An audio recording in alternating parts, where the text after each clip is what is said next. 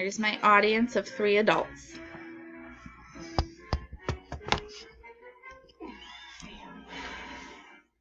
Worry is the interest paid by those who borrow trouble. George Washington was not only the first president of the United States, but one of our greatest leaders. Today, I would like to inform you about 3 major periods in his life. George Washington's life before the Revolutionary War, his role in the Revolutionary War, and his presidency. These all had historical significance for the United States of America. George Washington was born February 22nd in 1732 to Augustine and Mary Washington. He was Mary Washington's oldest son. Augustine Washington had 2 older sons from a previous marriage. Unfortunately, Augustine died when George Washington was only 11 years old. Lawrence was his older brother and greatest confidant. He was 14 years George's senior.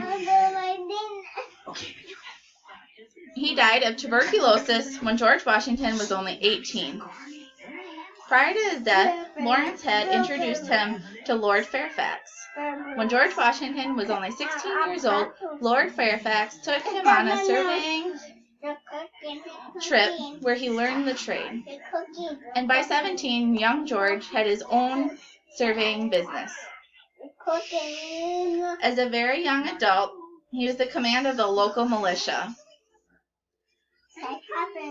After becoming the commander of the local militia, George Washington proposed Fort Necessity in the spring of 1754.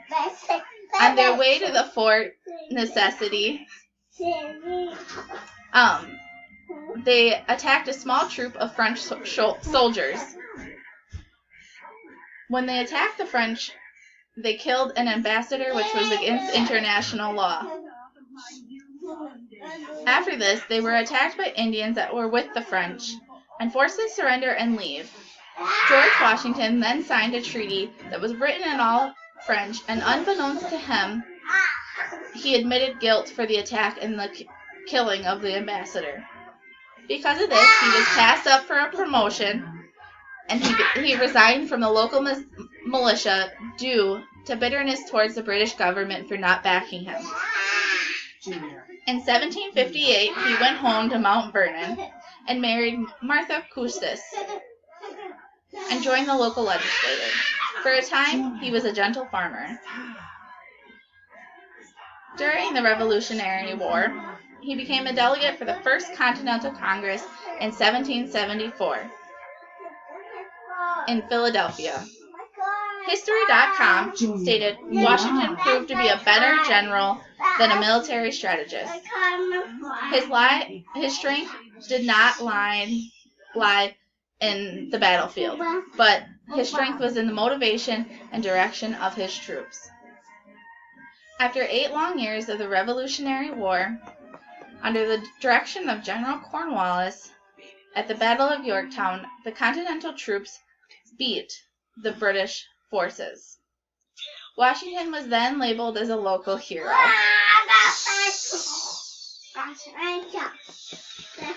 In his presidency started out by joining the Continental Convention in 1787. He helped draft the Constitution of the United States of America.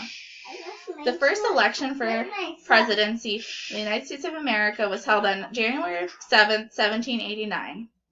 Washington was only 57 years old. Washington won handily, stated the article, and John Adams had the second majority vote and became the vice president.